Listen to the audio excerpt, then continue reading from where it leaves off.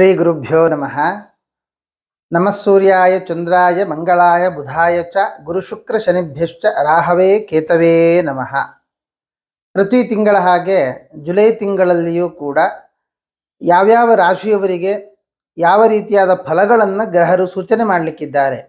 ಶನಿ ವಕ್ರ ಆಗಿದ್ದಾನೆ, ಕುಜ ಸ್ವಕ್ಷೇತ್ರದಲ್ಲಿದ್ದಾನೆ, ಅದರ ಜೊತೆಗೆ ಗುರು ಮೌಢ್ಯ ಕಳೀತಾ ಇದೆ, ಶುಕ್ರ ಮೌಢ್ಯ ಕಳೀತಾ ಇದೆ.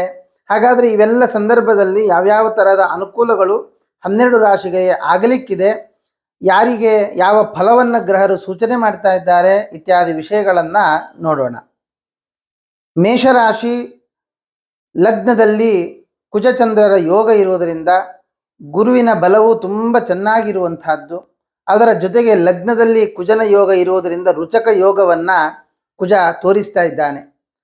ಹಾಗಾಗಿ ಈ ಮೇಷರಾಶಿಯವರಿಗೆ ಹಣಕಾಸಿನ ವಿಷಯದಲ್ಲಿ ಅನುಕೂಲ ಆಗುವಂತಹ ಸಾಧ್ಯತೆಗಳು, ಅದರ ಜೊತೆಗೆ ಈ ಭೂಮಿಗೆ ಸಂಬಂಧಪಟ್ಟ ಏನಾದರೂ ವ್ಯವಹಾರಗಳು ಇತ್ತು ಅಂತ ಆದರೆ ಆ ಭೂಮಿಗೆ ಸಂಬಂಧಪಟ್ಟ ವ್ಯವಹಾರಗಳಲ್ಲಿಯೂ ಕೂಡ ಲಾಭವನ್ನು ನಾವು ಕಾಣಬಹುದಾಗಿದೆ.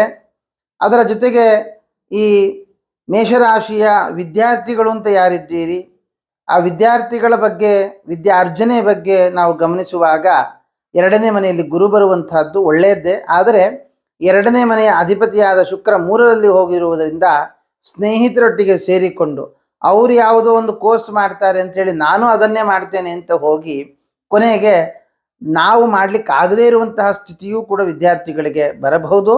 ಆದ್ದರಿಂದ ನಮಗೆ ಆ ಕೋರ್ಸುಗಳು ಅನುಕೂಲ ಆಗುತ್ತಾ ಇಲ್ವಾ, ನಾವು ಮಾಡ್ತೇವಾ ಇಲ್ವಾ ಅನ್ನೋದನ್ನು ಗಮನದಲ್ಲಿಟ್ಟುಕೊಂಡು ಮುಂದುವರಿಯುವಂತಹದ್ದು ಬಹಳ ಒಳ್ಳೆಯದು.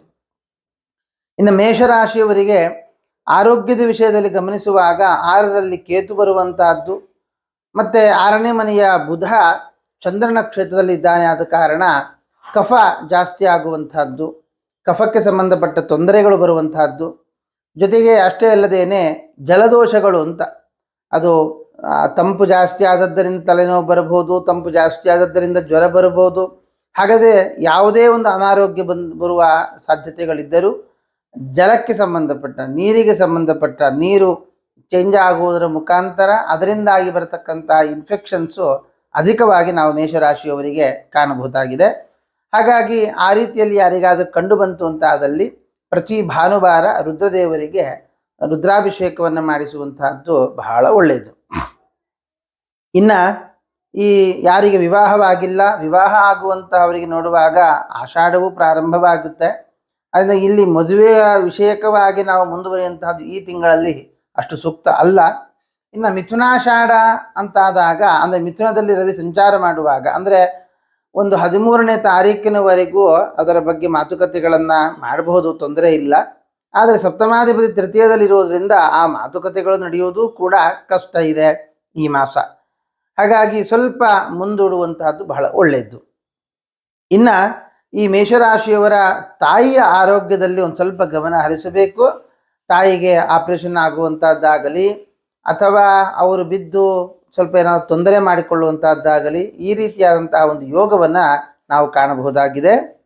ಇನ್ನು ಕೆಲಸ ಸಿಕ್ಕಿಲ್ಲ, ಕೆಲಸಕ್ಕೆ ಸಂಬಂಧಪಟ್ಟಂತಹ ಅನುಕೂಲಗಳು ಮೇಷರಾಶಿಯವರಿಗೆ ಆಗುತ್ತಾ ಅಂತಂದರೆ, ಕರ್ಮಾಧಿಪತಿ ಆಗಿರತಕ್ಕಂತಹ ಶನಿ ಲಾಭದಲ್ಲಿ ಬರುವ ಕಾರಣ ಮತ್ತು ರುಚಕ ಯೋಗದ ಫಲವೂ ಕೂಡ ಅನುಭವಿಸ್ತಾರೆ. ಆದ್ದರಿಂದ ಮೇಷರಾಶಿಯವರಿಗೆ ಕೆಲಸ ಇಲ್ಲದವರಿಗೆ ಕೆಲಸ ಸಿಗುವಂತಹ ಸಾಧ್ಯತೆಗಳಿದೆ.